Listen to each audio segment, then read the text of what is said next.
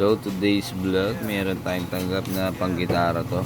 Yung ewan ko, tinatapak-tapakan daw to. So reverb, ayun o. Binuksan ko na to mga master. Ang issue kasi na ito, sabi ni customer, nagcha-charge naman siya, pero hindi siya nag-on.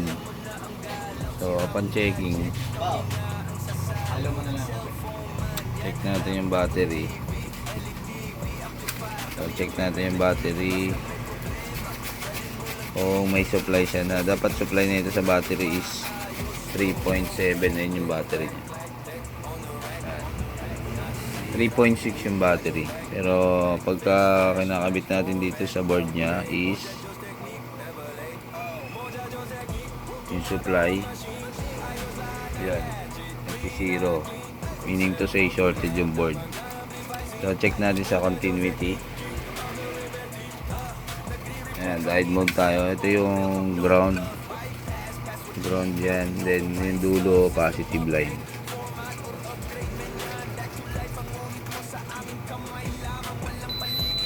Ayan, shorted yung ano natin. So balik na rin natin.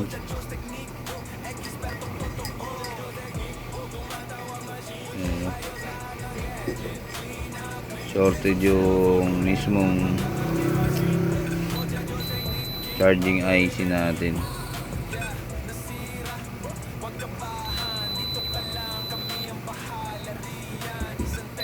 Ayan o, kahit baliktarin nyo, siya umaandar. So gamitan natin ng short killer. Check natin kung saan siya uusok. So yung positive line nya, ito yung dulo, negative yung gitna. So tingnan natin kung saan siya uusok. So ito, sinalpakan natin ng ground dun sa gilid. So ito gagamitin natin short killer. Bali marami na itong pinausok eh. Ito yung positive line nya. So titigan natin mabuti kung saan siya usok. Yun, umuusok oh. Oy. So baho. So ibig sabihin umuusok siya kasi shorted yung kanyang charging IC. Ito yung charging IC niyan. Yan mismo yan, yung charging IC. So paposokin pa natin ulit positive line. Yan, wala na. Ayun, umusok. Oh, kitang-kita niya ba? Pwede na tanggalin. Nagbabaga. So ang gawin natin, tanggalin natin to, tapos convert na lang natin to sa ibang charging IC. So meron tayo dito. Ito, naka-ready na yung ating nagamit. Ito yung ating type C board. So ito yung sasalpak natin. Ayan. So ikakabit nyo muna mga master, and then papakita ko sa inyo kung paano ko ito siya kakabit. Ayan na siya. So ito na mga master, natanggal na natin yung shorted na IC.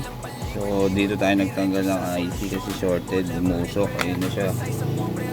So explain natin kung paano natin ginawa. So ito yung ground. Ayan. Yung ground na ito papunta doon sa ground ng charging board. Tapos itong pin number 8 dito sa IC, yan yung positive line na 5 volts. Papunta dito sa in na positive line na 5 volts sa charging board. So yung battery natin, kinat natin para padaanin dito sa board na to, sa charging board. Tapos itong battery, yan yung B plus B negative, yan yung battery. So dyan natin nilagay yan para nga maging normal na ulit yung pag-charge nya, no? So lumayo lang yung ilaw kasi yun yung ilaw nya, pero magcha-charge rin naman yan. Nandito nga lang siya kasi dito natin nilagay para safe yung ating board. So try natin ito ngayon isalpak.